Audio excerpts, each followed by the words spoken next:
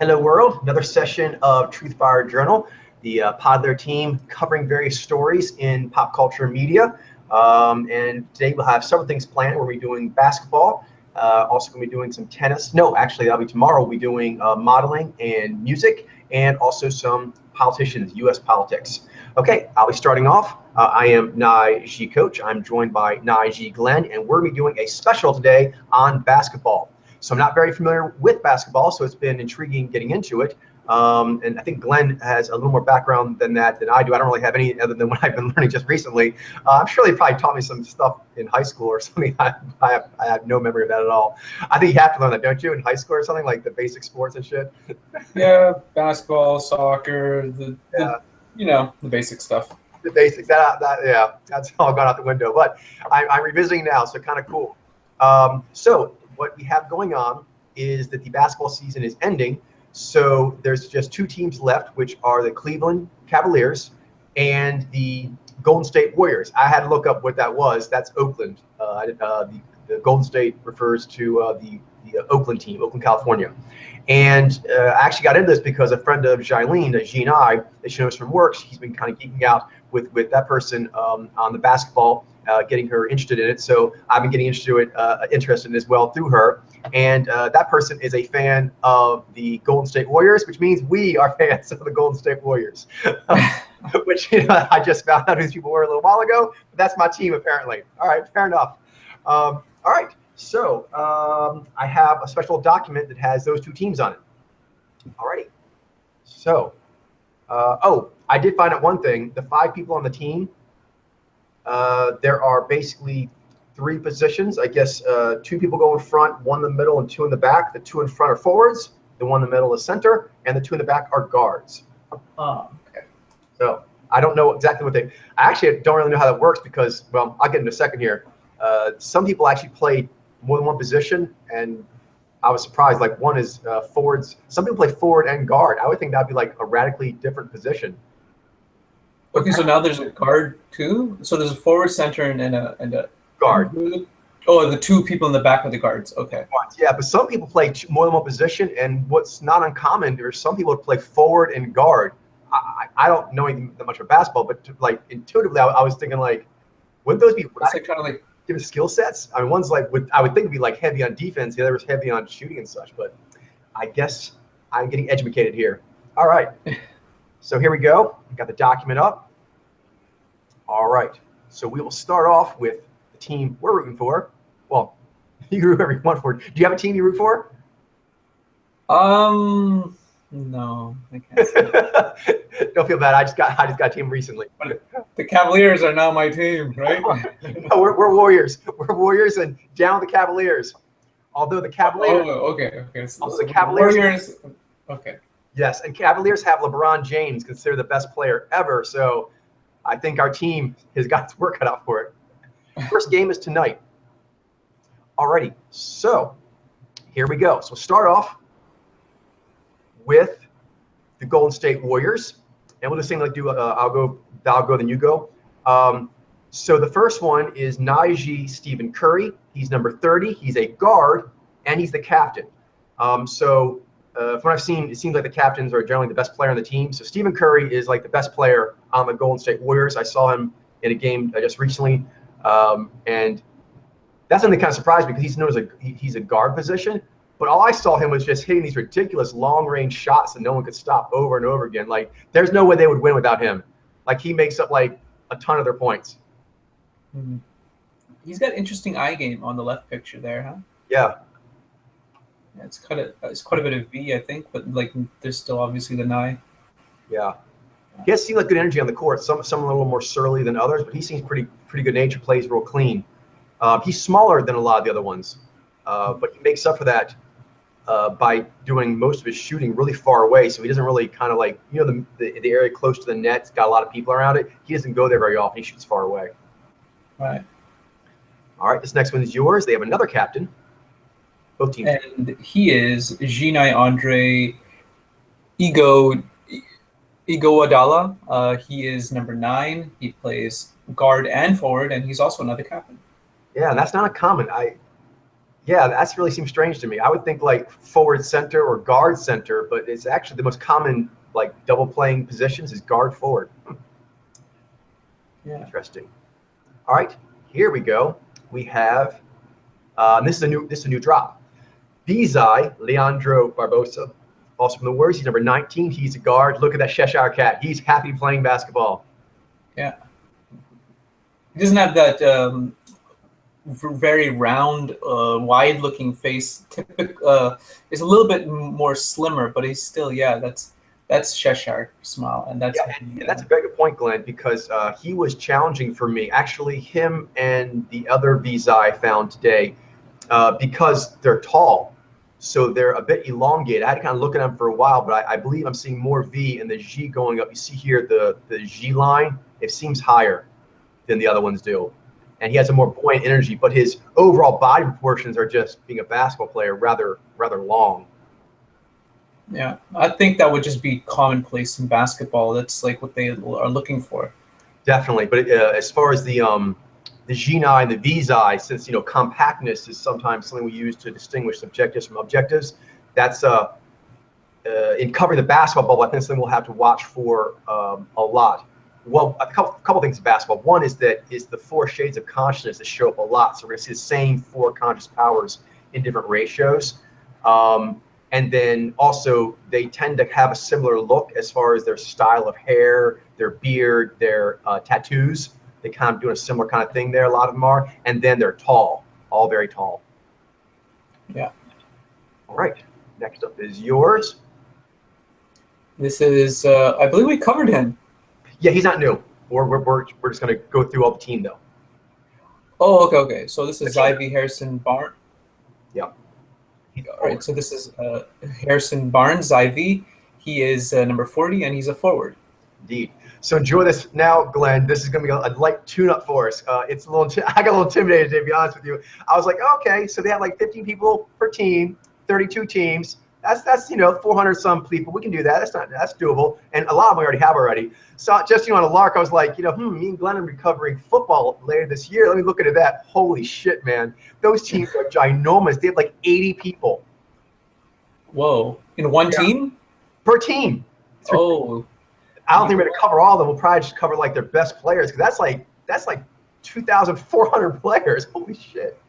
Oh that makes a lot of sense, because I remember seeing a lot of like inspirational speeches where there's like the coach and he's in the locker room, and then there's like a huge, massive amount of players. Yeah.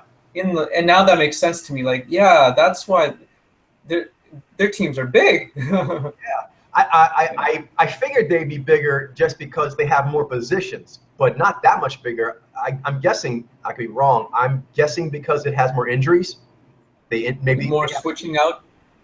That's my guess. I don't know if that's true or not, but because it seems like they have like, how many people go on the football field one time? I don't think there's many. Maybe 5 or 6. Yeah, maybe like 10 or 12, but still 80. That's like a lot more than actually on the field. Interesting. Well, you know what might be something else too, Glenn?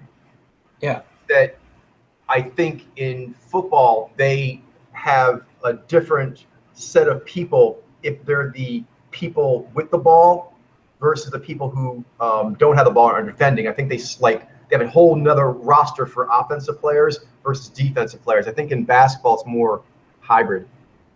Oh, okay, yeah, that makes sense. I'll have to look it all up. Yeah, we'll have to get tuned up for football. That's gonna be intense, but it'll be fun. It'll add a lot to the emoji reading, I think, as well, because there's like, well, who are the players that they put for forwards and guards and like this person, linemen and that kind of thing. Like what's going on there, because there's obviously something to that as far as for sure. And I'm sure there's that in basketball as well, but I think the 3 positions, they do a lot of the same stuff.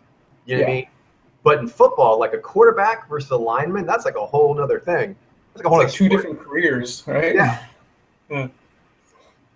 More specialization. Very specialized. It does remind me a lot of like a military operation, because you have all these kind of specialized operatives working together. Yeah. I'm trying to get excited about it from that point of view, because I think that could be neat, because it is, it might be a tune-up for when we look in the military later on, but I think the football is probably the closest to a military operation which is interesting because a lot of sports, team sports, were invented way back in ancient times, coming till now, to sort of give people military training, cohesion training, without, the actual violence. Lacrosse and soccer, I think, were made for that reason. Yeah. Zyvi, next one up here, also from the Warriors, Zyvi Andrew Bogut. He's number 12. He's a center. Yeah. Is this no? Do you know who when they throw the ball up in the match, and then two players, one from each team, have to like jump up, try to swat it, and see who starts the game? Is that like a special position, or is that just random? Do you know? I think that's something that the leader does, or like the captain, maybe. I'm not sure. I have no idea. I'm just guessing. Yeah, me too. If that's the case, that would be rough for our team tonight because LeBron James is much bigger than Stephen Curry. Yeah. Is yours? This is a new one. And this is another Golden State Warrior, Zyvi Ian Clark. He's number 21. He's a guard, and he's new. Yeah. Some of these IB seem to have a good amount of Nye. Cheeks don't move much. Yeah. He looks kind of slinky in those eyes. I see Zy and Nye for sure. He's got good emoting as well. I like that. He's got like a G there. He does. Left. He does. And actually, there's a little anecdote on that for one of these Zyb. They're actually known for their G, which is kind of cool. All right. Let's see. Zy. Zyb. Yeah, he has a bigger head and also big bright eyes. I had to look at him for a while as well, but I believe he is Zyb. Zyb Festus Ezeli. And I heard that name a lot during the play because it's an unusual name. They kept saying it a lot, so I'm guessing he's really good because he was doing a lot of stuff. Mm-hmm. Yeah, I wouldn't be. I have a big screen TV, luckily, and also the numbers would help because otherwise it's hard to see their faces when they're out there. Yeah. Yours? All right, this is Zyvi Draymond Green, another Golden State Warrior, number 23. He's a forward and he's new. Yes, and go. You're saying, Glenn? He's got the more like fullness. Like I'm seeing like more rounded features that make me think gather. But yeah, it's just I think maybe it's more adaptive there in that he's got the longness in the face too, and the localization of the G. Yeah. Yeah, localization, but he does have a fuller face and bright eyes for a tower. Although he does have quite a bit of Zion Nye going on in the picture on the left, and a little bit in the right too, actually too. Yeah. Yeah, even though he's doing the G, you're right. Also on him, we'll remember him because he comes up later in an anecdote. An anecdote. With a player from the other team. I'm curious about these anecdotes. Well, I'll give you a heads up is that there's a player for the other team who is considered by a lot of people to be a dirty player. And he had an issue with him because he was giving an interview, and when he and I give the other guy's good because I heard his interview. It kind of seemed like it was no big deal, and it wasn't like a big deal as far as the physicality of it. But to me, it was a bit of a big deal, in that it really seemed like there was no need for it. He was giving an interview with someone. Draymond Green was, and he had his hands behind his back clasped in a very kind of polite stance, and he was answering the question and so forth. And this other player came like all the way over to walk by, and there's tons of space. There's like no reason to get anywhere close to him, and shoulder hit him while going past. And he said he just brushed him by. It was totally by accident, whatever. I would believe that if they were like in a crowded room or something, but there was like tons of space. There's no reason to actually get anywhere close to him like that. So yeah, I don't know. And it's not just an instance, though. The player has a history because he actually is a sort of infamous for getting into a Kobe Bryant because he tripped him on purpose in one game. Another game, he shoved him from behind while he was in the air. And another time, which he said was an accident, but with this record, it's hard to believe it. He like stepped in to when Kobe was in the air so that he couldn't really land right when he came down. And Kobe had a really bad sprain that kept him out for a bit. Mm-hmm. Drama. All right. Oh, here, this guy's classic. Zyvi Sean Livingston, number 34 for the Golden State Warriors, and he is a guard. Classic. That seems like classic Zyvi. Yeah, I see that, yeah. All right. Next up is yours. This is Zyvi Kevon Looney, Golden State Warrior, number 6'6". He's a forward. He's new. He's pretty classic too. Yeah, pretty classic. Although he's got more of like angular, a little bit more. But I guess his IV can have that too. Yeah. Of course. Yeah, but both these have that real lean, elongated face. Those very the cheeks, long planes. Yeah. Here we go. A Naiji James Michael McAdoo. He is number 20, and he is a forward. I haven't heard a lot about him. I think he's new. I think he's considered talented, but I don't think it's like shown himself yet. I think you have to kind of. That's something I heard a lot in these interviews, Glenn. Is the it makes sense. I'm sure it's the same in football too, but in football I think it might be a little more sectionalized as far as what different players are doing. Kind of like if you're like a runner, once you go out and start running, you're kind of running a bit on your own. You're basically like trying to, mind meld with a quarterback. Maybe there's blockers out there with you or something. But in basketball, the 5 people, they really emphasize this a lot. You kind of need to be mind melded with all 5 and know where they are. And so something I noticed that some of the people were mentioning repeatedly that were new on the team is how they had to kind of just soak that in and get in the flow. Because even if you're like a really good player from college or even another team, you have to just sort of like find the Zai rhythm of like how the other players are doing it, because you can't think about it all because it's too fast paced. Yeah, that's something that I actually noticed when I used to play a little bit of basketball, just for fun with my friends.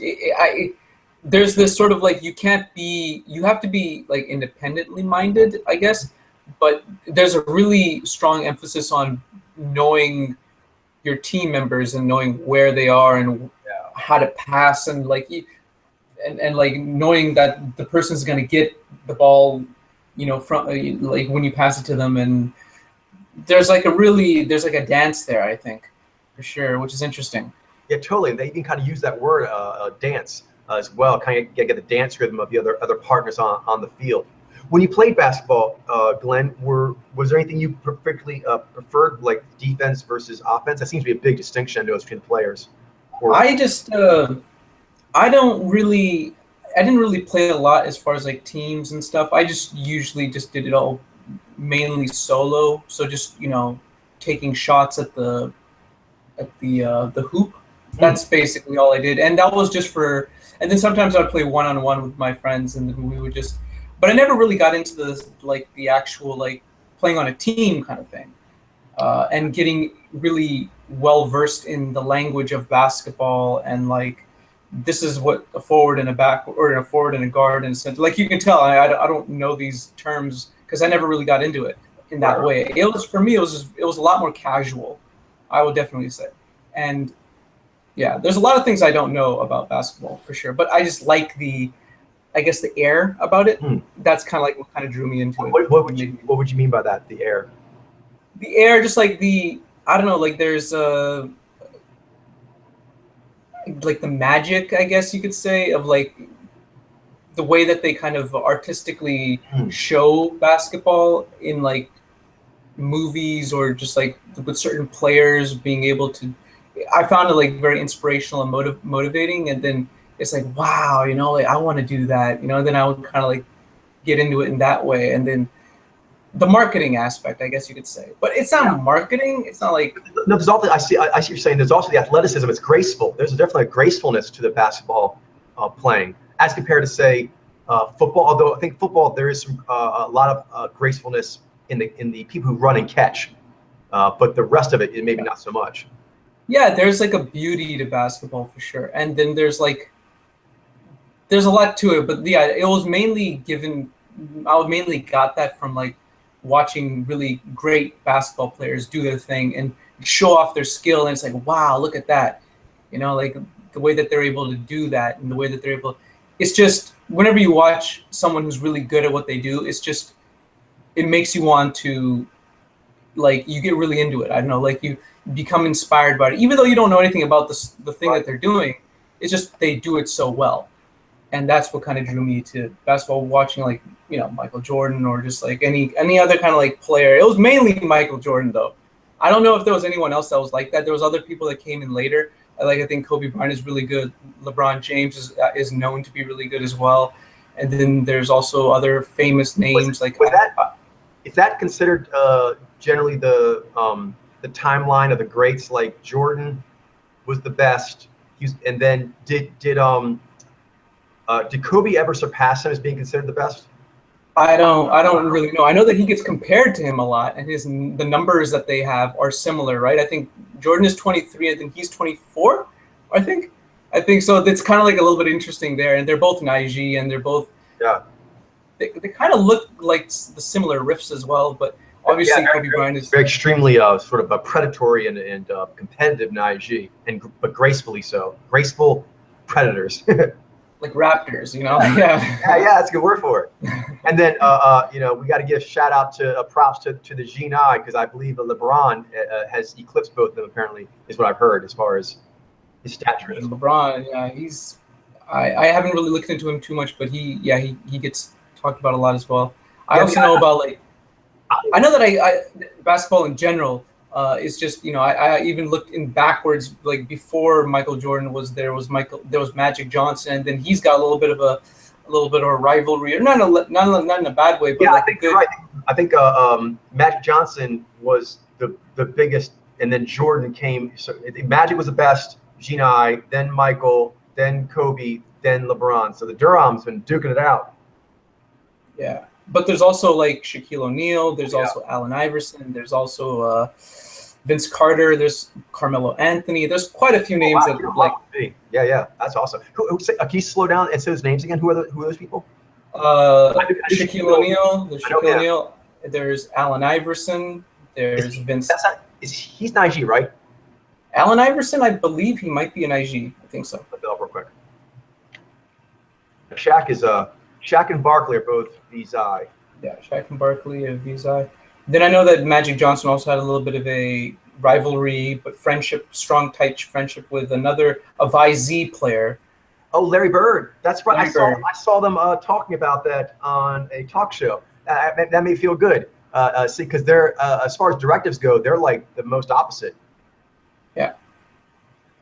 But funny. Okay, you're saying. But they got like a really good relationship, which is really cool to see. Like when Magic Johnson found out that he got AIDS, HIV, something like that, Larry Bird was also he was hit hard by that as well, because then he felt like he wouldn't be able to compete with his friend in a way, I think. Or it just sort of like it made him sad, I guess, because they've grown tight. An interesting anecdote on that is that do you know how they became friends? Not exactly. I think it's because they were serious rivals, and apparently Magic Johnson had attempted to be friendly to Larry Bird before.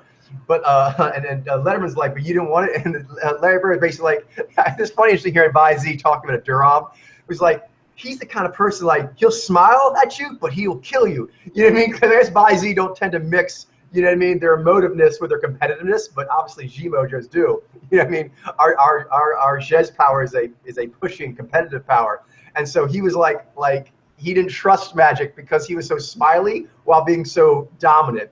But then apparently for some reason they had to do something, I don't know, maybe some press thing or whatever. I don't know what the thing was, but it ended up where he went down to Magic's house, and while he was there, it was a little awkward because they didn't get along at that point. And Magic's mom basically invited him in and said, "Oh, you guys share dinners and everything," and basically like made him part of the family. And then he was like, "I could be, have those same ill feelings to him after his mom treated me so nice. Go, mom." And I know that Magic Johnson went over to his house too, right? In some place too, and then he was something like that. They were like, I remember it was a documentary or something, right? I remember watching a documentary. I can say documentary, but I just saw them mention it briefly in that Letterman interview. But if there's a documentary, you probably know more than I. That was like, I think where the ice was initially broken was to the mom. Yeah. Yeah. And did you want me to say the names again? Or? Yes, please. So Allen Iverson by G, Larry Bird by Z. Allen Iverson is a VG. Oh, no, sorry, Nige. I misspoke. I believe Nige. Oh, okay. He's an IG. Then there's Vince Carter. Vince Carter. Is he currently playing?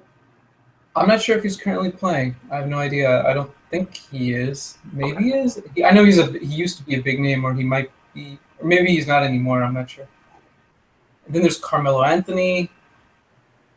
And then I think there's some others that I know in the back of my head, but I can't really think of what their names are. I know that there's another Naiji who's got a whole bunch of tattoos, and he's kind of known to be a little bit of a bad boy kind of guy. I was more one of those. Dennis Rodman, right?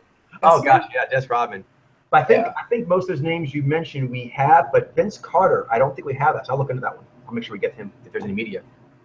Yeah.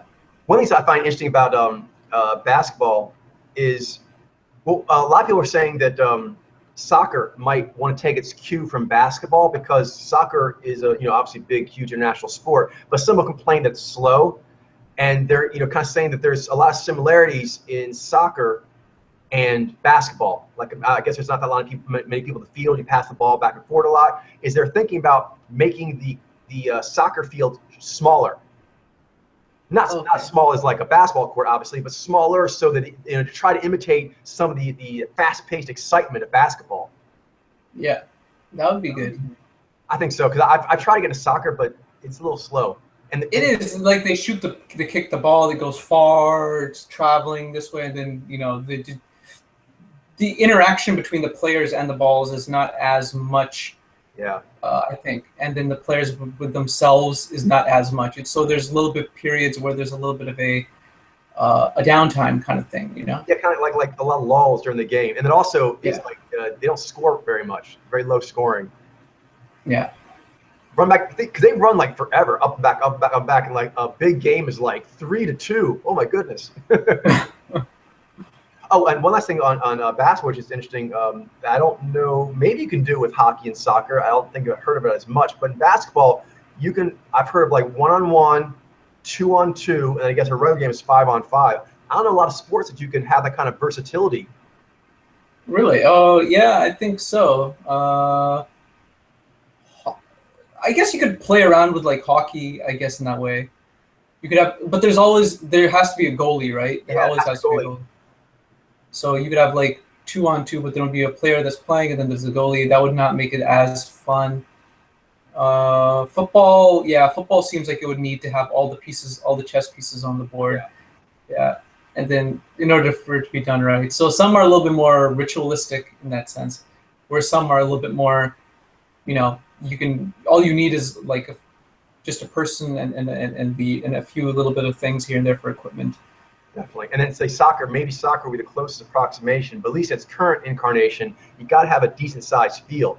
The main reason basketball has been so big in the urban settings is because you can do it, 2 people, 4 people, or 10 people, and then you only need the size of a court, which isn't that big. And there's something called half court games. I'm not sure how that works, but I know you can play with half a court too. Yeah. All these things are coming back to me now. Have you ever played on a half court? How does that work? It's just the same thing, I think. It's just that the net is it belongs. So if you score on the net, depending on what team you're on, you score for your team, basically. Gotcha. So I guess you could play like 1-on-1 on a half court. That's really cool. Yeah. Alrighty. Next up, he's new, by the way, James Michael McAdoo. All right, another new one for you. This is Naiji Brandon Rush, number 4. He's a guard and a forward. He's new. We have, next up, Desai Maurice Spates. He is number 5 for the Golden State Warriors. He's a forward and a center, and he's a biggins. I remember him. See, I really don't understand this game yet. He's seen as a forward, but what I remember him playing is he's big, and he was just like smashing the ball out of people's hands and whatnot. So I kind of thought that would be a guard, but I guess I don't really understand the strategy yet. But he was really one of the biggest players out there. His physicality was a big deal, and a lot was he would like stop people's balls, and he would like stand in front of their charge, and they had to go around him. So I'm not sure exactly. I really don't get what a forward and a guard does. Yeah, I think there's lots of things to it. I don't even get it. You have to be very, like you said, hybridized as a basketball player, and knowing what to do at certain moments. Because it's all, depending on what the situation is, and you got to pull out the right kind of strategy, which usually means going and playing like a forward, then a guard, and then a center. I would think, yeah. Yeah, no, I mean, that makes sense. I'll have to keep watching more to kind of take it in. One thing, and this is a very early trend, obviously, I'm very new to this, but I am seeing something, just a few data points, is this Maurice Spates and Charles Barkley and Shaquille O'Neal kind of fit this prototype, and they're all VZI of very large. Even for basketball, they are taller and more heavily built than the other players, and they're like these walls that the other players have a very hard time kind of getting past. So, not quite sure why the VZI seem to favor that, because I guess ZIV could be really big too. But as far as being like these large, like man mountains, so far I know of. Wait a minute, that big Chinese guy, he's ZIV. So I guess I need more data. But anyway, there's at least 3 of these very largely built VZI man mountains. You mean Yaming, right? Say again? Yaming? I believe so. Yeah, he's really tall, right? Like 7 foot or something? Yeah, he's quite tall. Though it's interesting hearing you talk about it. It kind of reminds me a little bit of like a sumo wrestler. Like, I think there's quite a few VZI sumo wrestlers that are known for being like... That guy you just mentioned, I believe he's ZIV. Yeah, he's a ZIV, yeah.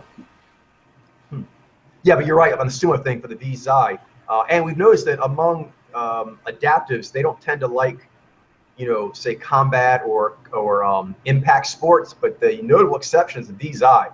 The VZI do show up a lot in contact sports. Yeah, the most yang of all the adaptives, right? Indeed. All right, this one's you. He's been out before, but... All right, so this is IV Klay Thompson, another Golden State Warrior, number 11, and he's a guard. He's good. I almost recognize him here because he's sporting a nice goatee these days. This guy, Zyvi Anderson Varejo, number 18, a center. He's new. It took me a while. I mean, I know it's silly, but one, he has a bigger face and he smiles a lot. But that hair, that gorgeous mane of hair, I guess I just didn't associate that with a Zyvi. But that's me having to learn. Yeah. What did you think he was like? I don't know, VZI or something, because I just thought they'd be a little more flashy. I don't know. I see. Okay. All right, and this is the end of it. This is you. This is their coach. All right, this is Vizy Steve Kerr, an NBA head coach, Golden State Warriors, and former player. Indeed. All right, switching over. We have 8 minutes. We can do it. We're going to go into the Cavs. These are the people we want to lose tonight. All right, first up. He is going to be a problem, Glenn.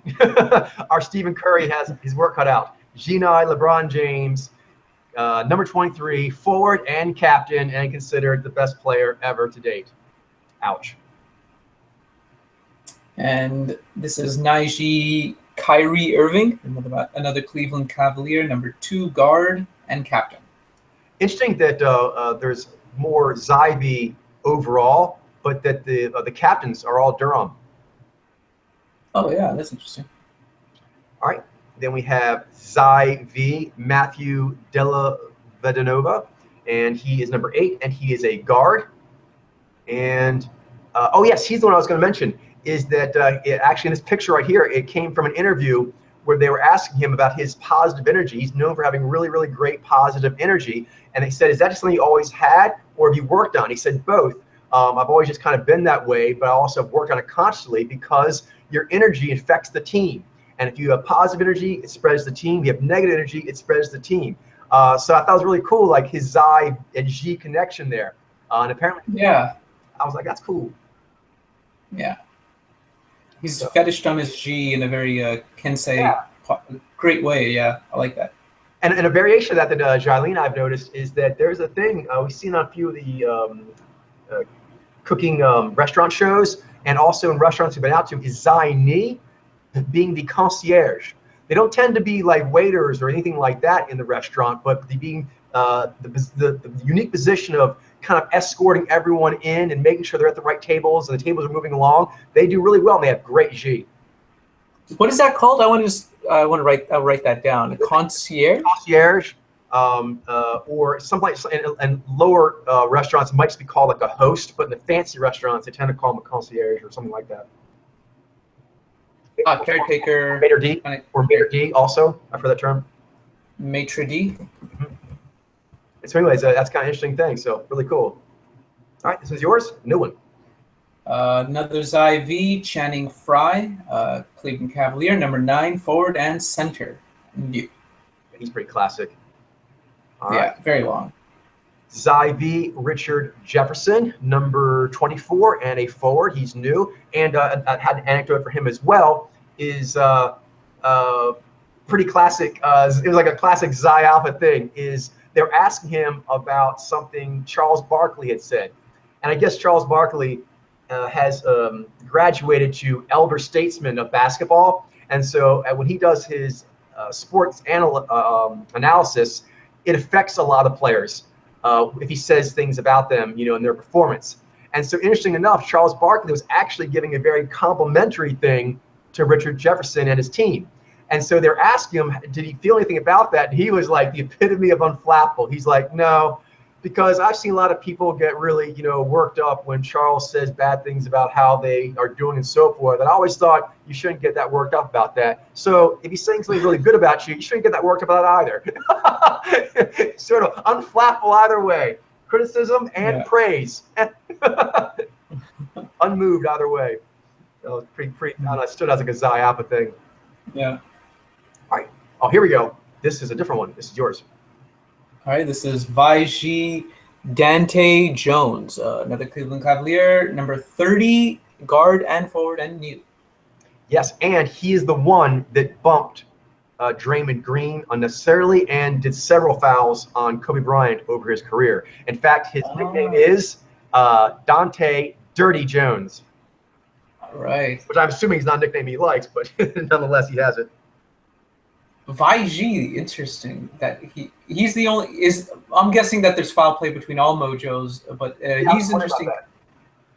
Yeah, I know it's interesting because I think you were saying earlier the one with all the tattoos. Oh yeah, Dennis Rodman. Yeah, I mean he was known for some pretty nasty play too, wasn't he? He's Nigerian. Oh, okay.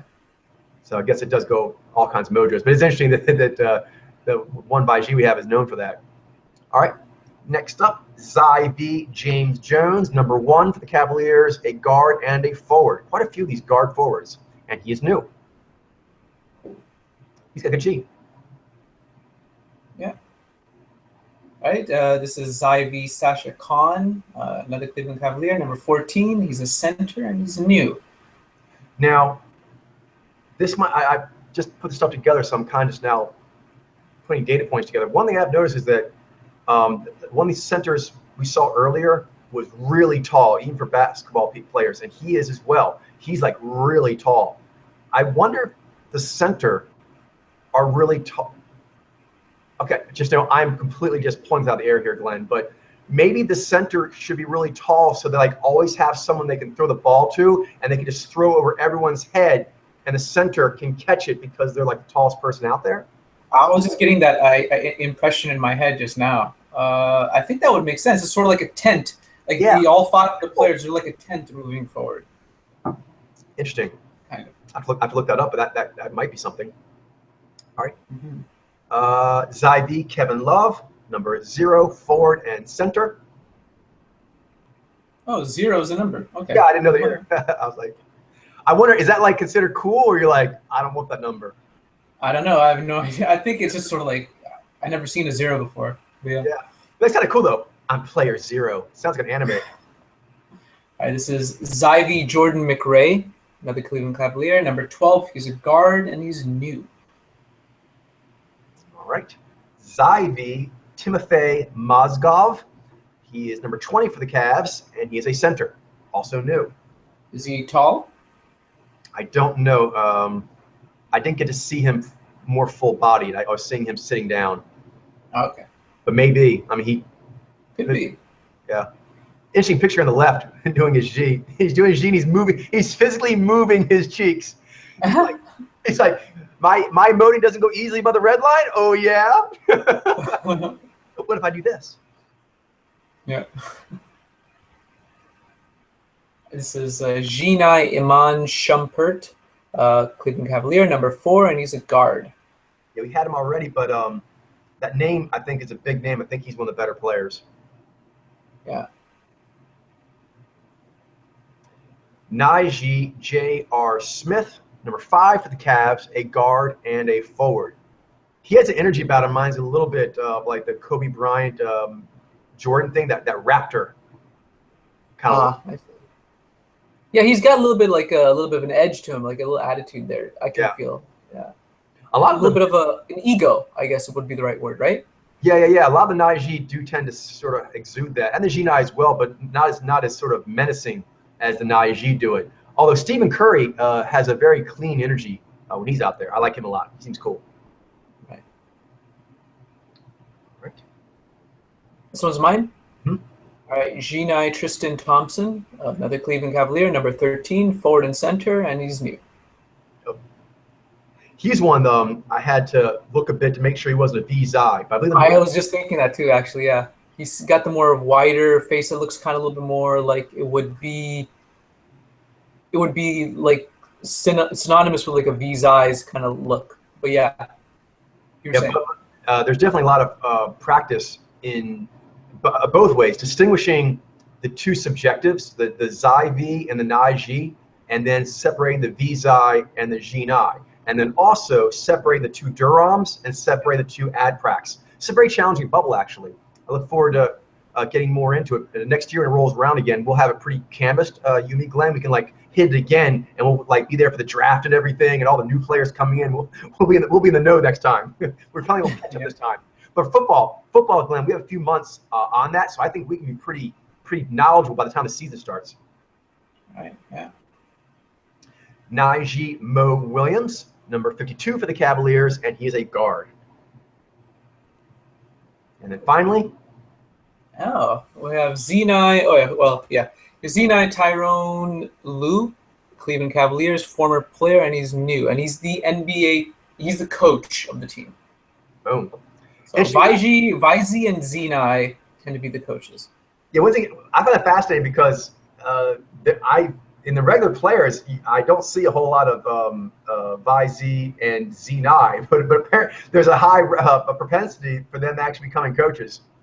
And it's interesting hearing them like former player, because I don't think I've seen too many Vizi Z9 actual players. Yeah, exactly. That's fascinating. But the few that there are, it seems like a lot of them become coaches because there aren't. I mean, like you're noting, as far as the number of total players, they definitely make up a small percentage. Right. But they make up a big percentage of players turn coach. Oh, yeah. Makes sense. Wahahaha. All right. All right then. You can see that Bruno's here. Hey there, Bruno. Hey, Glenn. Hey, me and Glenn are getting ourselves all prepped for the finals in basketball. All right, so I think that wraps up for basketball. It does. I will see you next time, sir. All right. See you next time. Have a good night. Hey, Bruno. Hey, Coach. All right, I am joined by Nijai Bruno, and we will be covering modeling and music. All right. Let's see. Close this out.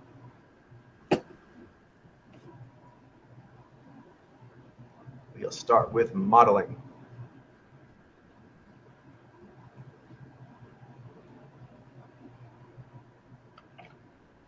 All right, let me know if you can see this. Yep. Cool. All right, I'll take odds, you take evens. Then. Sounds good. All right. First up, this time around, I had a good amount of Vijay. That was kind of like where my lens was at today. All right, so starting out, we have Vijay Dasana. Pretty classic there. One nice thing, because I'm kind of getting geared up to do the music thing with the purification and whatnot, so my confidence is kind of fluctuating a bit, and I was having difficulty separating Zaini from Naiji, and even Ginai from Zaini as well. So today I was like, let me focus on ones that pop out super easy, and the Vijay have a totally different look. Yeah, it makes sense. Lower hanging fruit.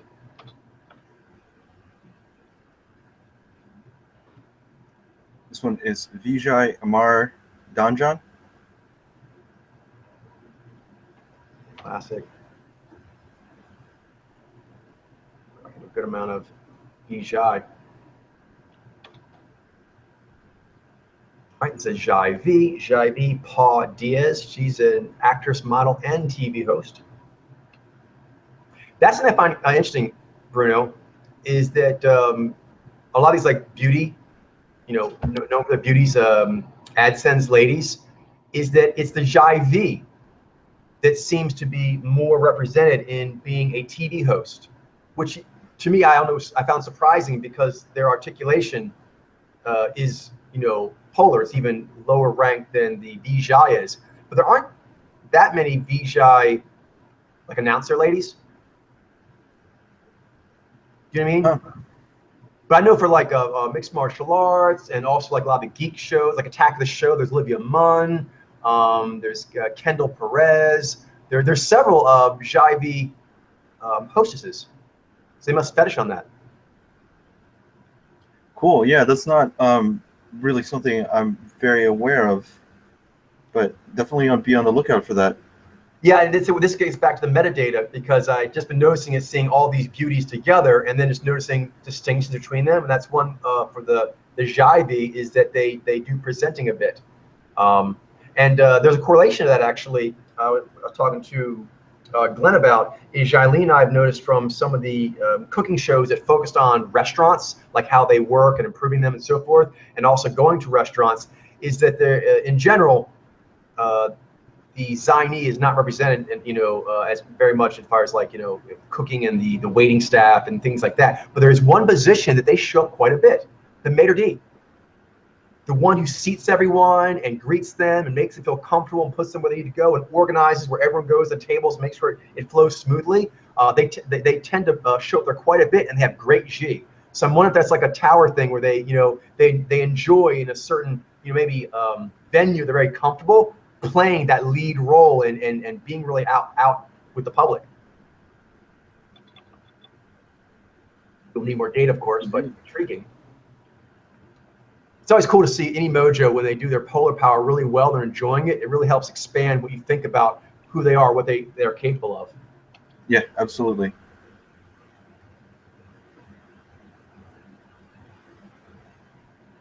This one is Zaini Yamila Diaz Rahi. Sometimes this kind of Zaini I have to really look at because they have a softer, a little more fleshier face, rounder lines. When they have more angular features, it's easier. Mm-hmm. Zaini Alice Dodd. She is the partner of Jillian Armentante, who's a Xeni, I believe. I want to say legal activist, but don't hold me to that. But I believe she's definitely like a hard charger. So interesting. Yeah, cool.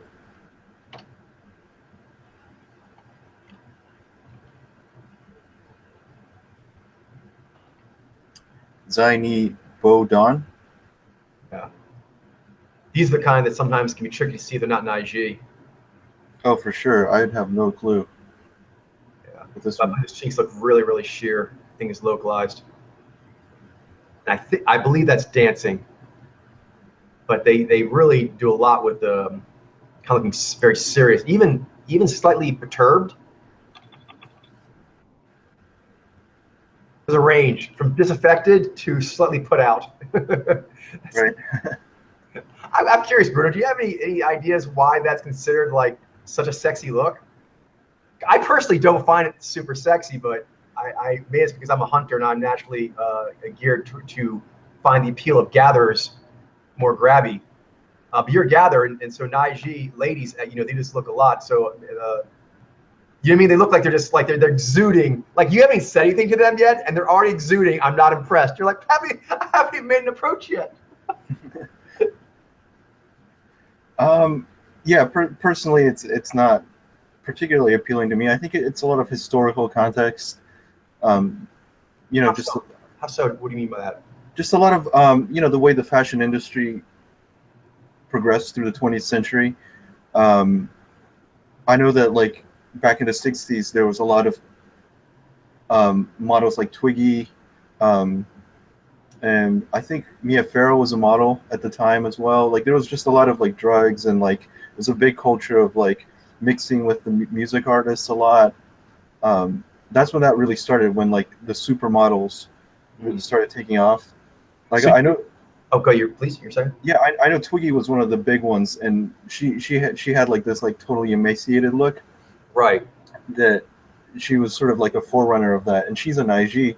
Oh yeah. But yeah, I totally get that. I was also wondering about like just sort of this air of being put out, annoyed. You're talking about? Right. No, sure. Or yeah, it's all part of that. It's all one. You think it's what, like a package deal? Yeah. I think it's I think it all sort of plays into that. I don't know. A lot of people think that,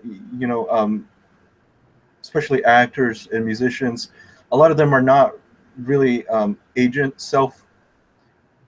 they're not agents of their own destiny, I guess. It's what many people think. They're sort of like cogs in the machine, Right.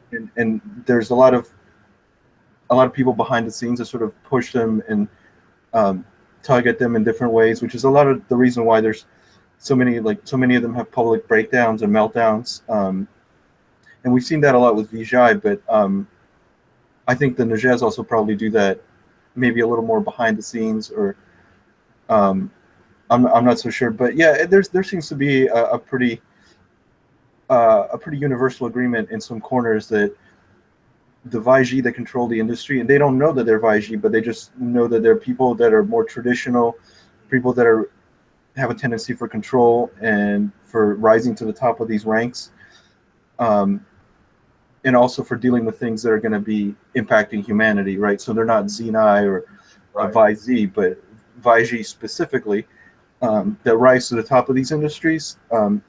They have a certain type of control that, if you play the game successfully, you can go very far, but in order to do that, certain things may be required of you that would make many people very uncomfortable.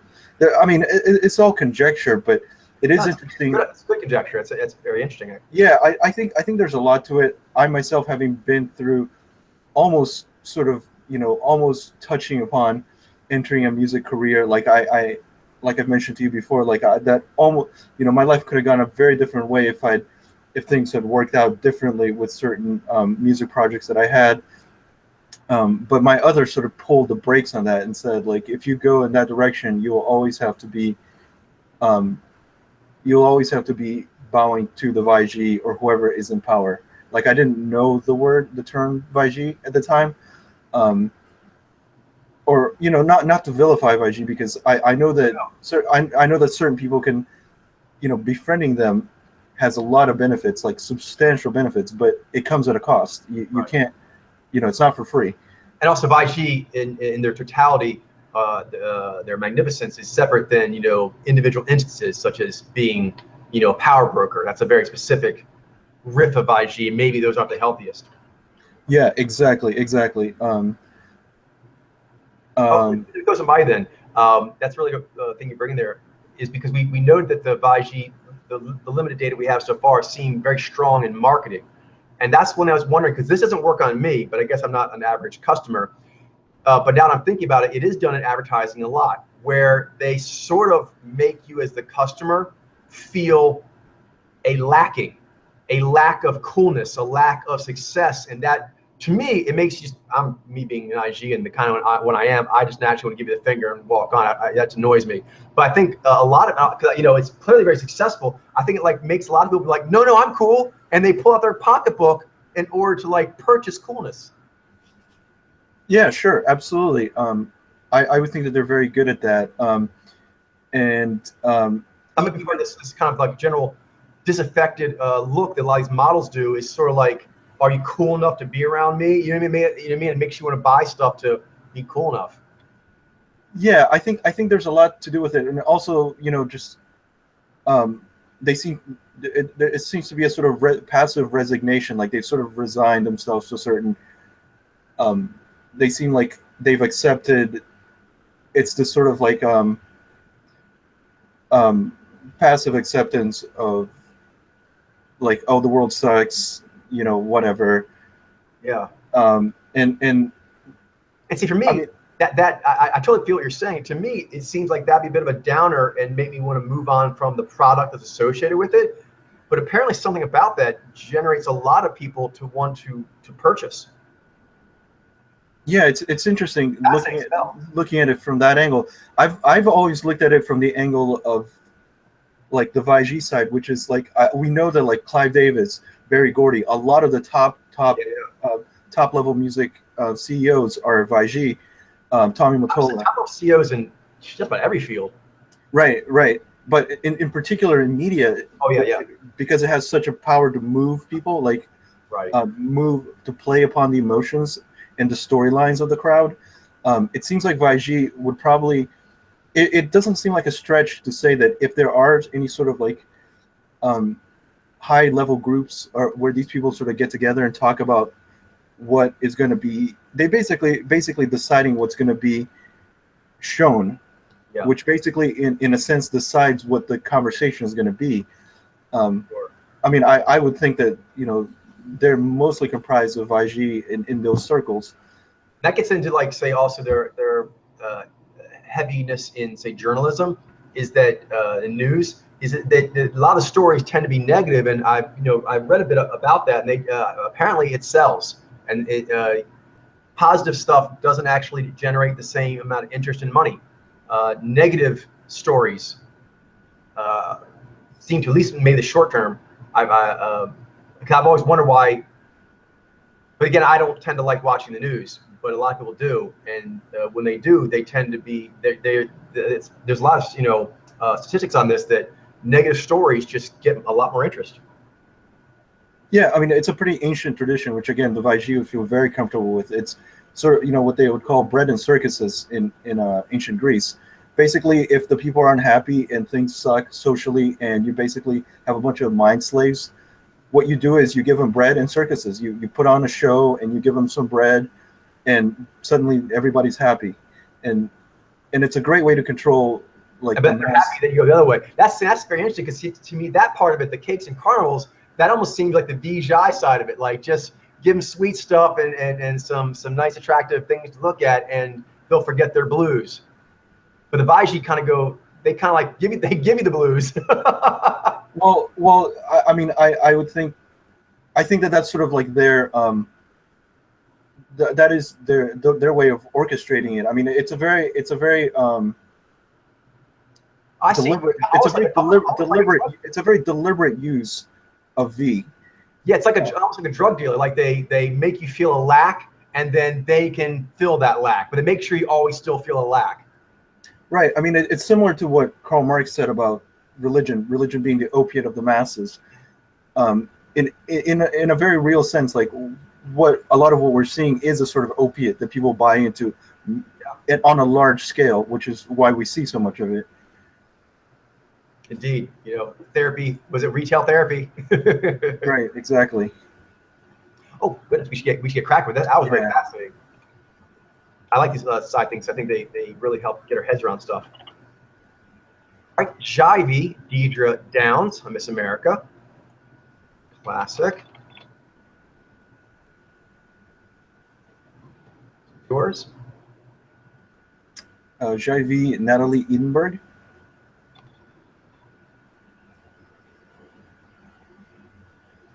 Number 9 is Jibai Tracy Edmonds. Little anecdote there. She was with the music artist who I have pulled to take a look at, by the way, but Babyface, crooner. Oh, she right. was with, and then now she's with a football player, a real famous one. And they actually sat down, Babyface and the football player, to actually like talk about things, and because she and Babyface remained very, very good friends, even though they split up. And so they're like very, very tight that way. And so he was conversating with her new fella, make sure he was cool, which anyway, I thought was really cool. And that guy actually is the one who reached out, the football player. He actually reached out, although I don't think it's a best match because I believe that football player is Nai and she's a Jibai. But still, I like the whole class of way everyone's conducting themselves. Interesting.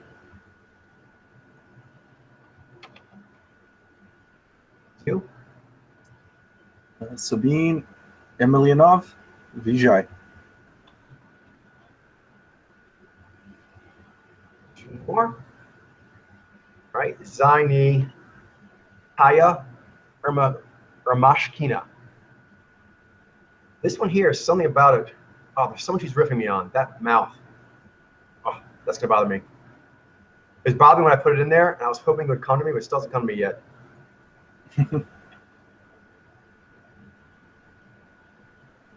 And this look here I mentioned before, this look where they have either a gap tooth or at least just 2 very large teeth. That's like a thing. Right. Yeah, we were talking about that. Not sure why that is. Not saying that she's obviously a beautiful woman, but we're thinking modeling, since there's like gazillions of ladies who want to do modeling, that they would be going for like perfection. But I guess some imperfection makes you unique. That just seems to be a particular imperfection that shows up a lot. I guess imperfection is the wrong word. I don't mean to be insulting, but you know what I mean. Sure. Zaini Ali Ertel. Oh, classic. Alrighty. 12 new models dropped on the world. Dun, dun, dun. We're doing important work here. Next up, music.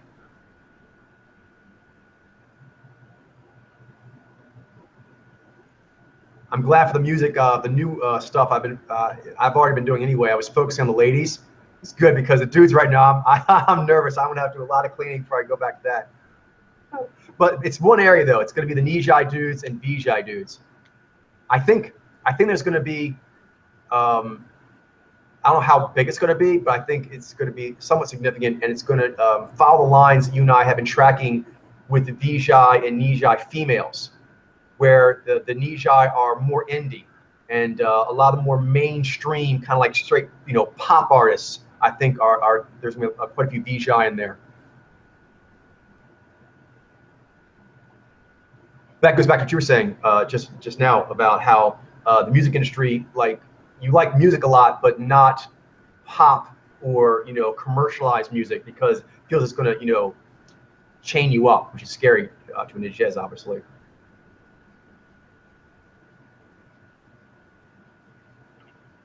All right, first up, who we got here? Alrighty, Vijay Claire McGuire. This picture here, she reminds me, maybe just the makeup or something. Reminds me a little bit of Katy Perry. It's not just the makeup, that expression she's holding. Yeah, that makes total sense. Like slightly surprised, which I mean obviously can be natural, but a lot of times it seems like the Vijay do that on purpose, like this, like sexily startled. You know what I mean? Right.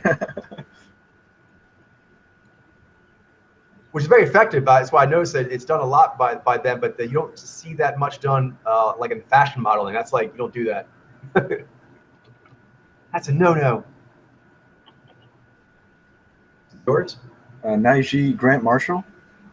Massive Attack. That's a big name, but I don't. What kind of music did Massive Attack do?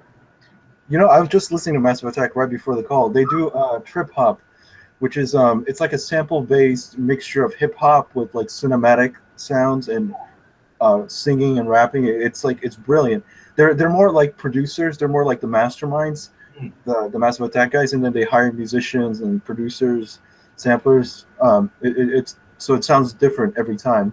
Yeah, because they hire different people. Like myself, that's something that Demas kind of turned me on. Me and Jarlene, we already liked it, but he kind of let us know what trip hop was and what it's kind of like. It's like what I like the future, because isn't trip hop? It's kind of like blending electronica and world music and cinematic.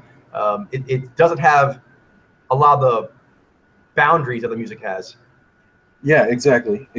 I mean, I used to like listen to trip hop a lot back in the day for that reason.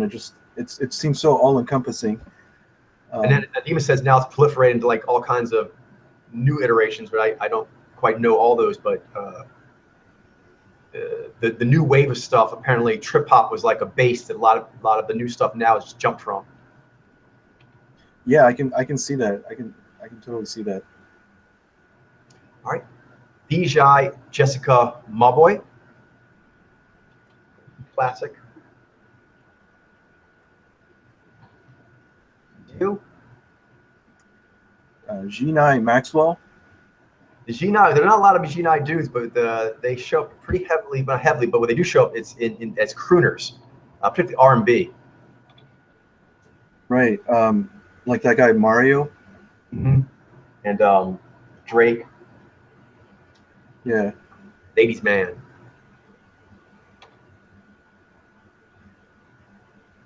DJ Mesa. That's classic right there.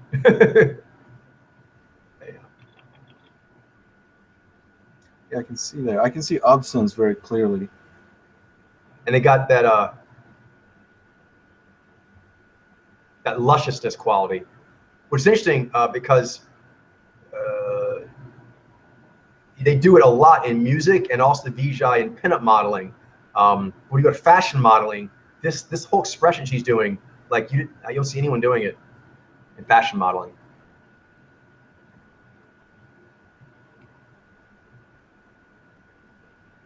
Ah, here's a rare one. Yeah. Zenai Beverly McClellan.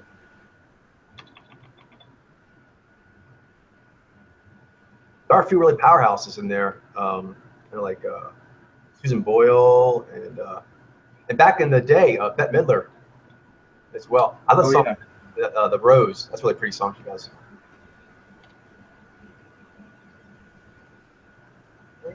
Vijay Jessie Nelson. I think some of these were ones that you had suggested. Was she one? I think so. I'm not really familiar with her. She must be a pop artist, though. Classic pop artist. Yeah. You don't see a lot of Vijay ladies getting into indie stuff.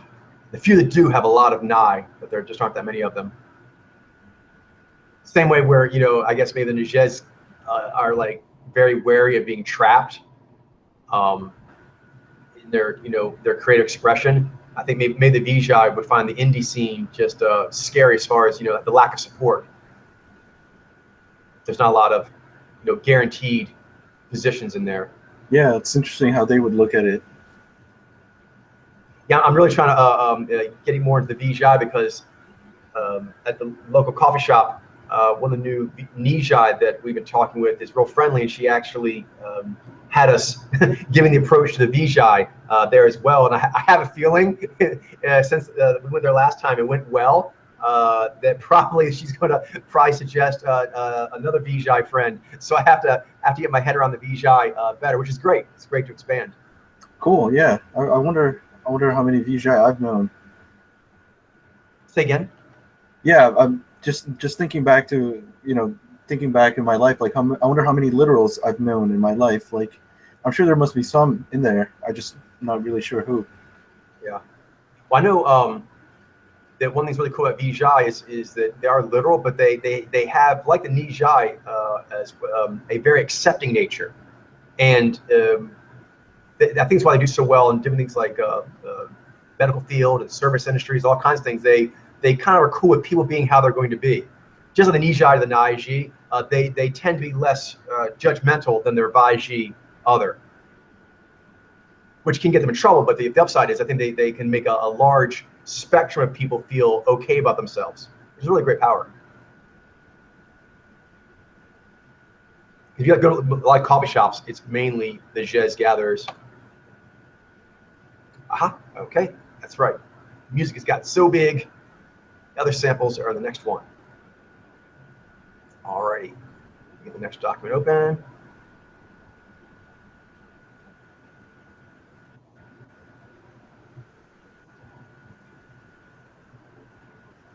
All right, let me know if you see this. Now, yep. See it?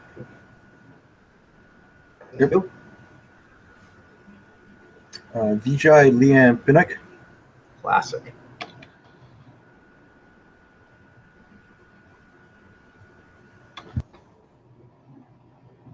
Nijai, cool.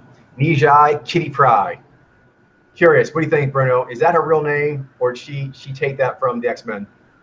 Oh, she definitely took that from the X-Men. That's cool. I thought this. I thought she would have been an IG. Why is that? I don't know. She reminds me of someone that I'm pretty sure is Naiji. though now I'm not 100%. But yeah, I don't know. Just she seems like more cagey or more. I don't know. Yeah, these Nijai NDRs definitely have a feral thing going on. Yeah, that was it. She also works with Nijai Riff Raff a lot, or she did. She made like 1 or 2 songs with him, and it sort of helped her career a lot. Although, just so you know, I pulled Riff Raff to look at. Oh yeah. Oh, that would make sense if he's a Vijay. I guess. I mean, he's a little different. He's a little bit more cartoony than most Vijay, but yeah. Oh, that one's yours? Oh, sorry. George? Hey, Ben.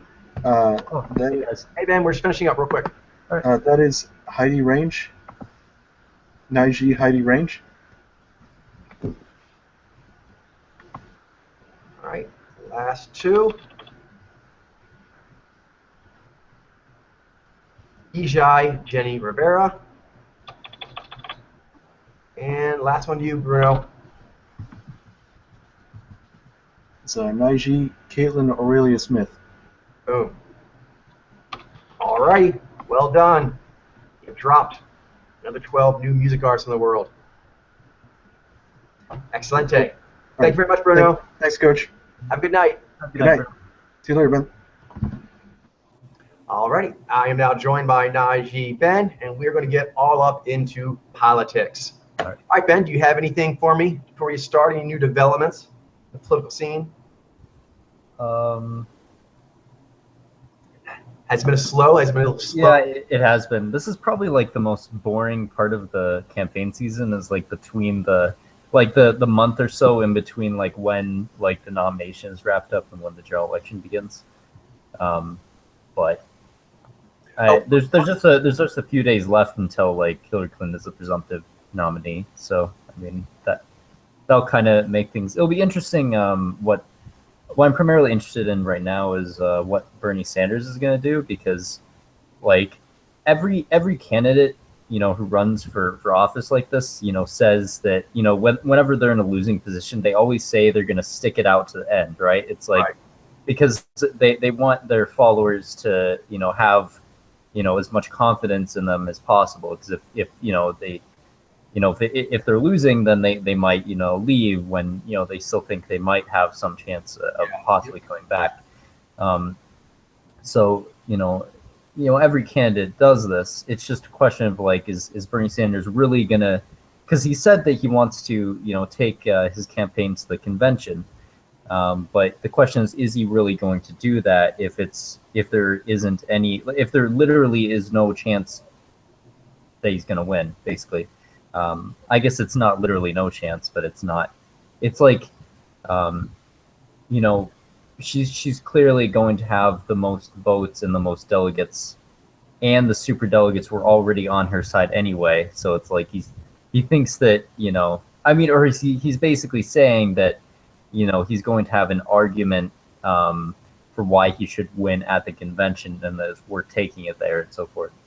But everyone, like pretty much everyone, maybe except some diehard Sanders supporters, are saying that, you know, and pretty much know that, you know, there's no realistic way that's going to happen, you know, if he doesn't, you know, catch up to her pledged delegate count, which he's not going to be able to do.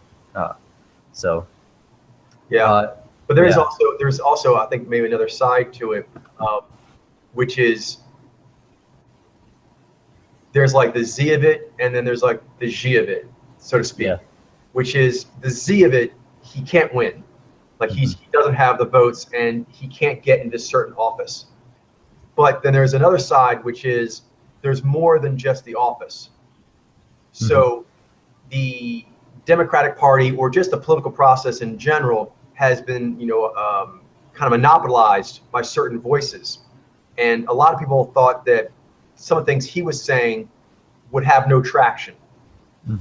So by staying in longer and just giving a really good fight, even though he can't win an office, he is making a cultural statement that perhaps could be something another person in the future could build on, which is that Bernie gave a lot more fight than people thought. You know what I mean? So the longer he makes himself a tenacious adversary, you know what I mean? It kind of keeps the message he's bringing in the public sphere.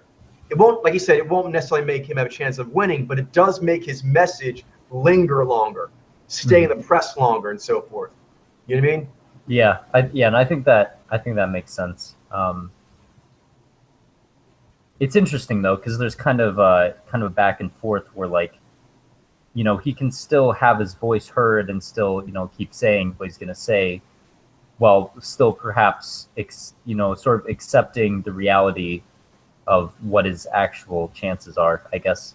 Yeah, but unfortunately, I think once the way politics works, once he officially steps out of the Z race, you're like a lame duck, and you just have way less cachet of things that you say. Yeah, and I'm not saying you necessarily should or shouldn't have been doing that. It's just kind of what the dialogue has been for the past couple months.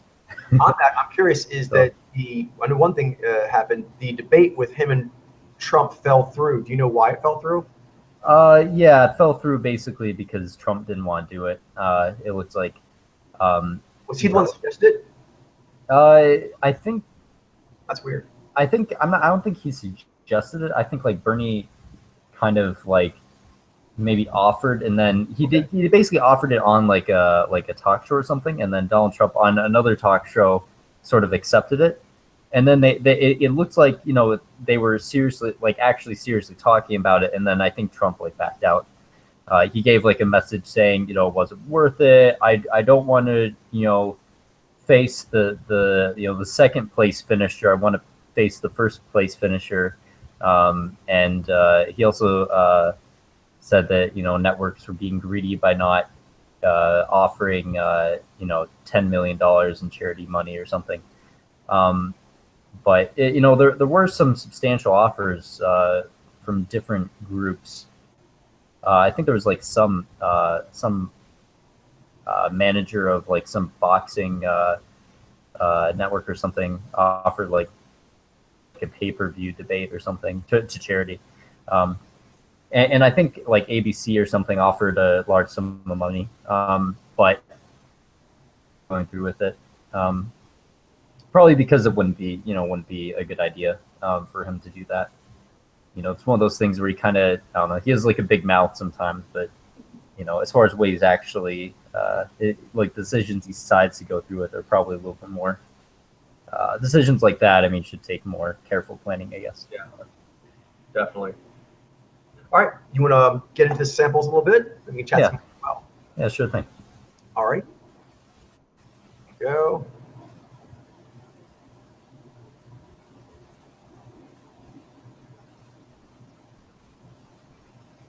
Let me know if you see this.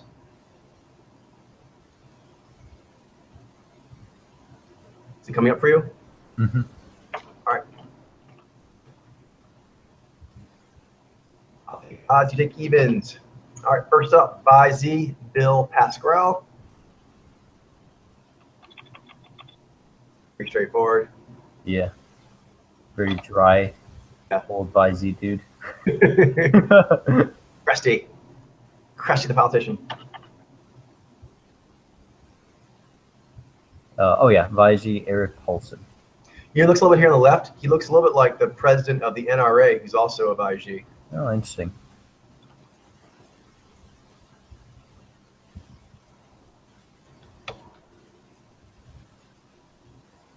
Sinai Donald Payne Jr. Now that is a powerhead. Yeah. Genuine. Look at that look Vijay. I mean, Jai. Yeah. I mean, he's like just dispassionate, but kind of like in a, like sort of dispassionate with some like,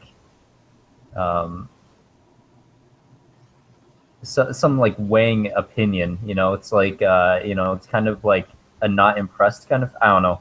But Yeah. It's like it's like not impressed in a way he's kind of weighing on it. Like he's sort of you know, he's giving kind of his moral opinion. You know, with Ajahn sort of expressing that. Definitely his impression that whatever he's doing going forward, that he would be hard to move. He would, you know, his eye looks like it's fairly impervious. Yeah. Pushback. Yours? Visey, Steve Pierce.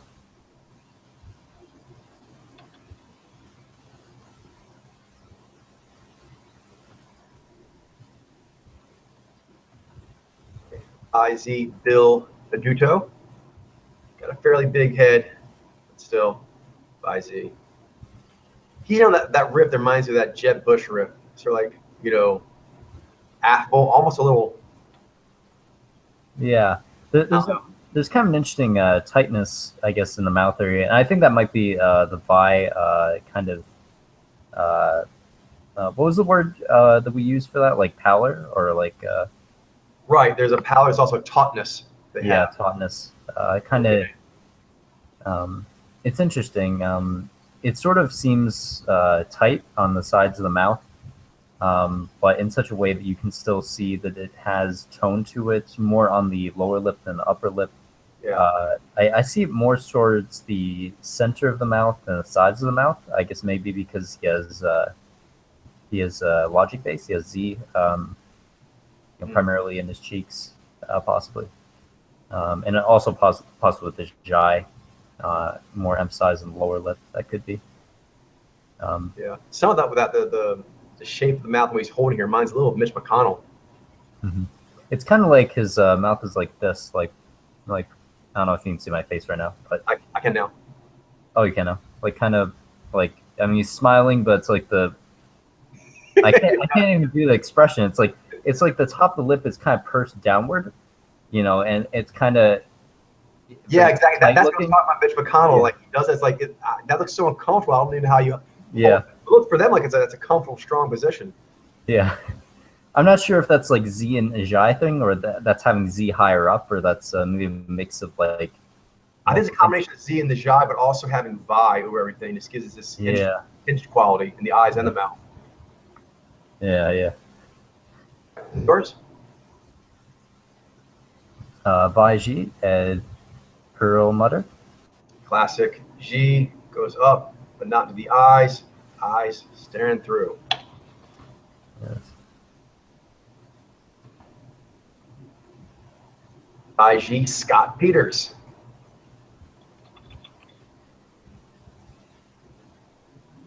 Not saying it makes it more trustworthy, but it definitely looks like it's more natural for the Baiji to hit these kind of, expected smiles. Mm-hmm. The Baiji, they're like, am I doing it?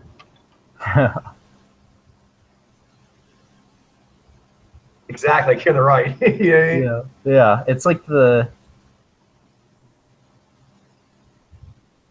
there's definitely like a tightness. And a lack of and an unawareness.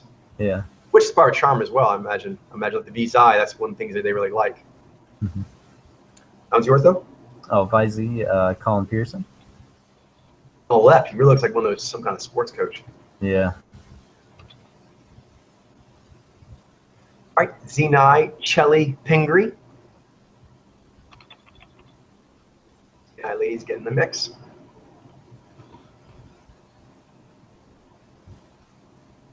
Visey, Robert Pittinger.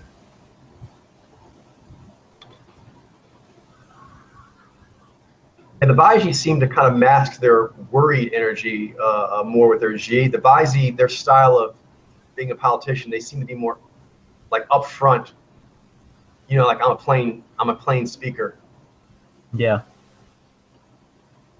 And also, BIOP in general tend to kind of, push the angle of the world is a scary place. You need security. But the Baiji, they really push it, law enforcement, controlling borders, national security, intelligence agencies, that kind of stuff. Mm-hmm. Yeah, like you need somebody you can really rely on. He looks a lot like John Kasich to me. Right? Oh, good. Okay, I'll write it down for Bruno. He's got like, especially on the left. Yeah. It's like he's kind of got. I'm not sure how to describe it, but like, he's kind of got that really aged look to the face where his face is really flappy, but it's like dry flappy and like. Dry flappy. Yeah, and he's got the thinner features. he's got that thing where like his eyebrows are kind of like tucked over his eyes almost. Yeah. So Interesting.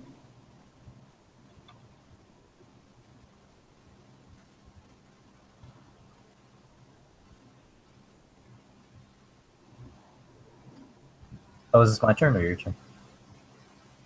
It's yours. So take your evens. Okay. Vaji Bruce Poliquin. I like his he seems to have good knee. It does. It's the same thing. He kind of reminds me of some of those Baiji that you see in the stem. Yeah. Circles. Yeah, almost like sort of Baiji might confuse for Nizai. You know? Yeah, that's her for sure. Or Zani, yeah. Oh, I had a question for you. Just thought of it is the because you remind me of him a little bit. Just in passing these advice, I guess is the isn't there like a new independent person that's been put forward? I've been seeing them in the news a lot. Do you know what I'm talking about? Oh yeah, Gary Johnson of the Libertarian Party. Yeah, I'm Yeah. curious in that. It sounds like he's got some significant influence on. Yeah, he's gonna be a significant player in terms of because he's probably going to take up a fair amount of the vote. Probably, right now in one state that I've heard about, he's taking like 10% of the vote. I think in other states he's doing pretty significant as well. And that's always a big factor because how much of the vote they take up and how much, which direction. Whose votes do you think he's going to be taking more of? Probably more of Donald Trump's voters, just because Libertarian Party is more right leaning to left leaning, but probably some of Sanders voters as well. I mean, it's Libertarians are very much independent, very much they appeal to that audience more because they don't really have as much of a party identification. So going towards a third party candidate when you don't really. Especially with how unfavored Trump and Clinton are, that's generally the base is going to be taking up. It's probably primarily Republican voters, maybe who really don't like Trump, and probably to like a lesser extent, independents who are maybe left leaning but don't like Hillary Clinton or something. What do you think are some of the main differences between the independents and the Republicans then? There's some similarities, you said, because I guess independent is kind of a tricky word because sometimes you can use it to mean because sometimes it's like associated with moderates, people who don't really lean either way in the political spectrum. Sometimes people use it to refer to people who don't really have strong party identification. This election is is really ambiguous because like Trump isn't. Like all his positions aren't really, exactly clear. So, if you're like, if you're somebody who really strongly identifies the Republican Party, that's another thing is Trump is a really like kind of crazy outsider candidate, and you're actually more, someone who normally votes Republican, you might normally identify as that. Some of those people might actually identify more as independent this year because they don't want to be associated with Trump. Yeah. So I guess I like to think about in terms of people who don't really identify with either party very well, and thus tend to be more likely to vote across to either party or to like a third party. Yeah. On that, you mentioned about Trump. Another thing is like historically, in past elections, independents have, I think, tended to be like in the 2012-2008 elections, independents were more left leaning because there's a lot of Democrats who identify as independents, or I guess, or a lot of people who are very liberal or more liberal than not that identify as being independent, simply because they like to think of themselves as not being associated with a political party, but their views still lean more left, and thus they still tend to vote towards the Democratic side. So it's I'd say his base is like, as far as Gary Johnson in particular, his base is soaking up more of right leaning, voters. But gotcha. One thing you said though about kind of Trump being all over the place is that's something I heard too, which I'm happy in a way, but also makes me wonder why people would ever vote for him. Is that the crazy shit he says, ironically, has had a very little impact on the stock market. And a lot of times when political candidates that are at the level that he's operating at right now make some of the statements he does, it does affect the stock market. But basically, since he says such outrageous stuff all the time, and then he contradicts his outrageous stuff with different outrageous stuff, the stock market's like, eh. Yeah. It doesn't move the needle at all. Yeah. Which I'm happy for. That means people take that seriously. But I'm like, but if we don't take what he says, I mean, first of all, it's asinine. But if we don't even take his asinine stuff seriously, why would you want a candidate who's asinine and you can't even take seriously? That's just, I don't understand the thinking. Yeah. It's like, it's basically betting on someone you can't expect any productive results from. Yeah, it's like some people honestly think that that's the better option because they think of, I guess, regular, they think of politicians in general as being, destructive or completely against our interests. So they think throwing kind of like a wrench is to like help the system, but there's not really. I get that, but like if you think in that terms, it makes more sense to go like independent or Bernie Sanders or something like that. But like Donald Trump, he basically has all the qualities, the bad qualities that you associate with a politician, except he's not a politician. It's kind of like you're writing graffiti for the purpose of vandalizing as opposed to sending a message, that you actually agree with. So kind of, because like if he gets elected, like what are we going to learn from him getting elected? We're going to learn absolutely nothing because we don't agree with what he's saying, who he is as a person, what he stands for. If it was, if we were trying to elect somebody to send a message and to sort of support a particular way of doing things, a way of saying things, a message, we could elect somebody with a message that we clearly agreed with. But with him, you can't really agree with him because he lies so much, and doesn't really make his positions clear. Yeah, in fact, the only thing that's consistent about him is he's an asshole. Yeah. That's the only thing that stays the same. Everything else is all over the place. Yep. Anyway, back to the data, sir. All righty. IG Jared Hollis. Here on the right, he's got a turtleneck. He looks like one of those self-help gurus. Yeah, it's kind of he's kind of very calm, but also kind of very kind, generous looking. Exactly. It kind of reminds like one of those Baiji psychologists or something. Mm-hmm. Oh, I can see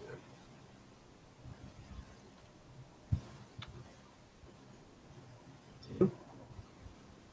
Baiji, Bill Posey. Something about him, his smile, I don't know.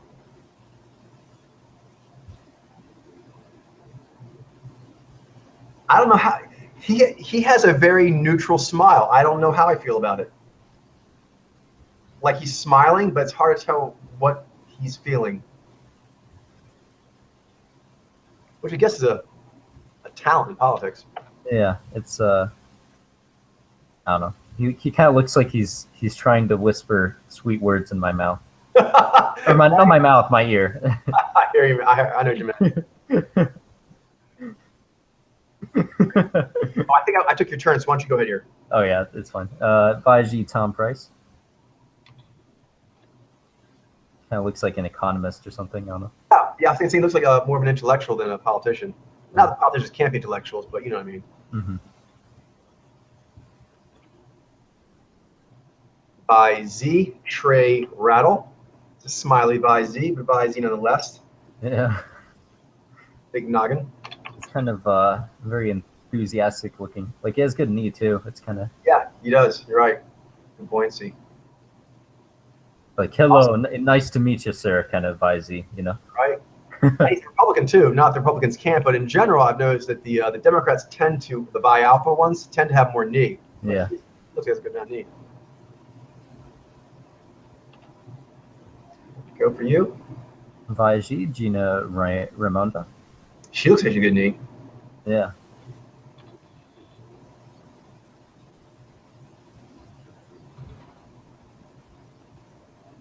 IG John Ratcliffe.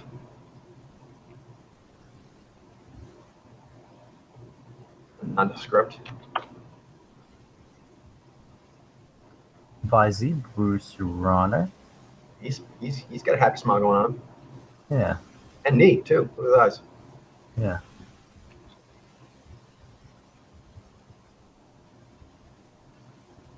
Yeah, most of them, if I saw the pictures, I would kind of guess they're politicians. Some not. Him would be a little harder. He almost looks like a happy handyman or something. Yeah, it's like he looks more like a normal guy. I don't know. Like I guess it could be partially because like in the picture on the left, he's wearing more of normal. It's kind of colorful clothing and so forth. Kind of makes it look like, and also he tends to kind of have a very open kind of expression. Yeah. But those eyes are also got a good amount of dancing to them. Yeah. IG Dave Reichert.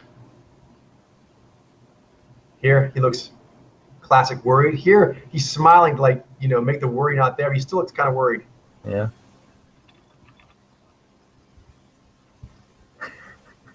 It's funny trying to like mimic Vaiji and Vaiji smiles. Like Vaiji, it's like easier, but it still looks kind of like you can still like feels like kind of too dry for someone like me to sort of make it work. Like it's I don't know. I'm curious how they view our smiles. Yeah, I don't know. I guess to them, our smiles would seem like too like really liquidy and sort of all over the place. I don't know. Yeah. I don't know. Interesting. I guess maybe there'd be trust issues both ways. Mm-hmm.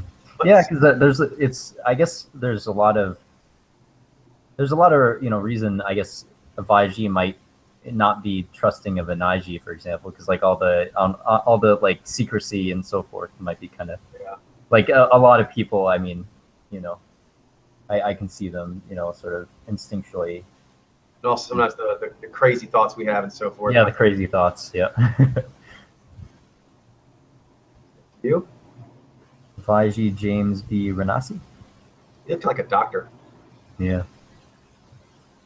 I guess on the right, for some reason, I expect to have a stethoscope around his mouth. I want to take my heart rate. Yeah. Okay. Vaiji Reed Ribble. Yeah, he looks a little bit more like kind of corporate professional sort of looking. I don't know, or just maybe more kind of, I guess, professional, sort of dominant professional. I don't know. Yeah, I know what you mean though. A lot of CEO Vaiji are very still affable, but they're more open about their dominance. Yeah. Politicians are very dominant, but a lot of times they try to mute that signal, I guess, because they don't think it's attractive. Mm-hmm. I'm not dominating you. I'm your friend. Mm-hmm.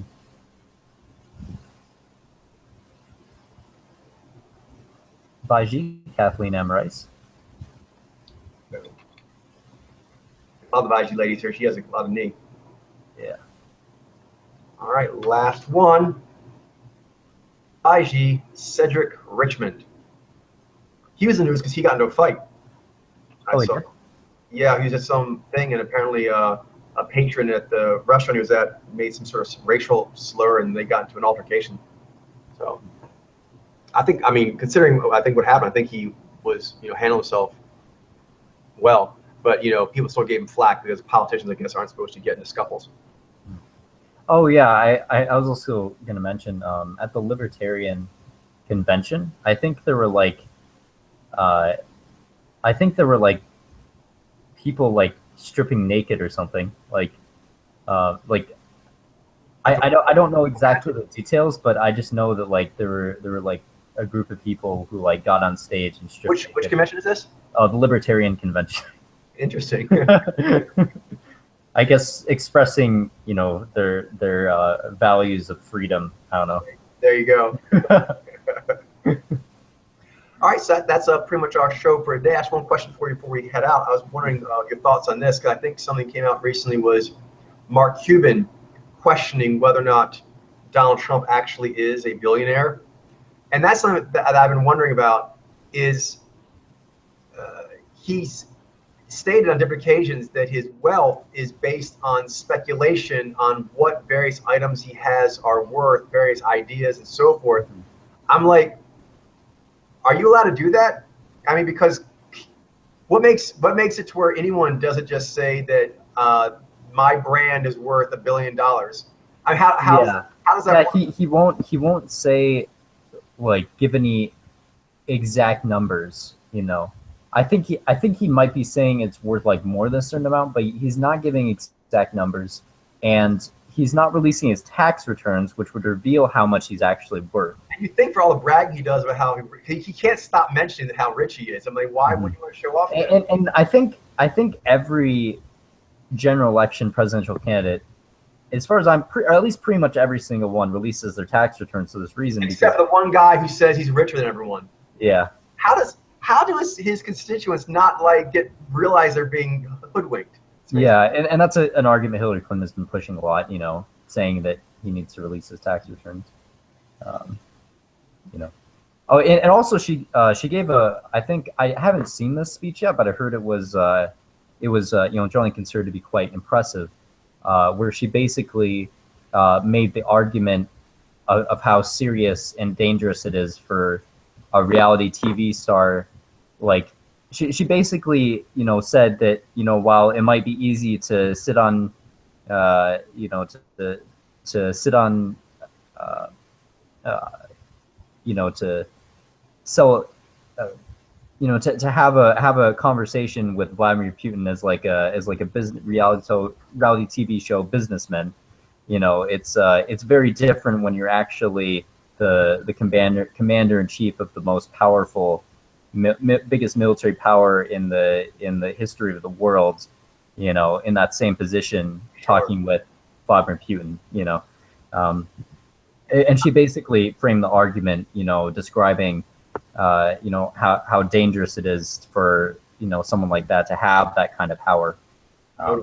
And the stuff he's been saying, I mean, the like John Oliver did a bit on that, like kind of design principle understanding, that he basically is using the same tactics that you see in third world dictatorships. Mm-hmm. And the things he said about what he wants to do with the press and increasing libel laws and so forth, he basically, I don't know how anyone could not see that if he had his way, he would become president, make himself president for life, increase presidential powers, all the things, third world strongman dictators. Yeah, if he had I'm sure if he had the power, I don't think he'd ever be able to accomplish it. I was talking to Charlene about that. Yeah, but luckily in the United States is that actually for as powerful as the United States is, the president doesn't really have that much power compared to what other country leaders have. They're leaders of smaller countries, but they have an immense amount of totalitarian power. It's hard to get that kind of power here, thank goodness, because otherwise, people are like, they're all, like you said, the graffiti, they're like going to vote him in on like a joke graffiti. But yeah, luckily he can't take over the country because he's the kind of person that would definitely want to do that. Mm-hmm. Yeah, it's good. I mean, I'm not someone who thinks like the Constitution is like, this shining document that's perfect. I think natural law is, but I'm glad our founding fathers made it so the president wasn't like a king or something. Exactly. I mean, you may think that's happened throughout history. People buy into like the glow of some candidate just long enough for them to get into a powerful office, and then they do whatever they want. It's too late. It's too late. You put them in there. You know what I mean? Mm-hmm. Here, I think worst case scenario, that's still bad, will be 4 years of just stupidity and embarrassment. Yeah, that's basically what it would be. I mean, I don't, I certainly am. I'm certainly not comfortable with him having like nuclear launch codes and stuff. I know, right? But I mean, realistically, it would probably just be like really stupid, painful 4 years, but not anything like. It's still a lot of damage though, because one thing that he's done throughout his career, this is something John Oliver is covering, is pretty much he just throws out crazy talk, conspiracy theories, random attacks. Anytime he doesn't like what people are saying to him or the attention he's getting, he just will do anything to change the conversation. Now, they accused Clinton of doing that. He may even have done that, where he actually had that military strike during, like, I think, Lewinsky scandal in order to, like, divert the attention the media was having on that towards that. So, I mean, it isn't that other people don't do that, but Donald Trump has shown throughout his life, every time things get a little uncomfortable for him, he just goes full-on attack on some person, makes up big explosive things. Now he has nukes. Now he has an actual military to do. Oh, that is frightening. Yeah, that's pretty dangerous. It's pretty dangerous. Eek. All right, we'll stay tuned, Ben. Thank you very much. Have a wonderful evening. Thank you very much, Coach. It's been good. Have a good night.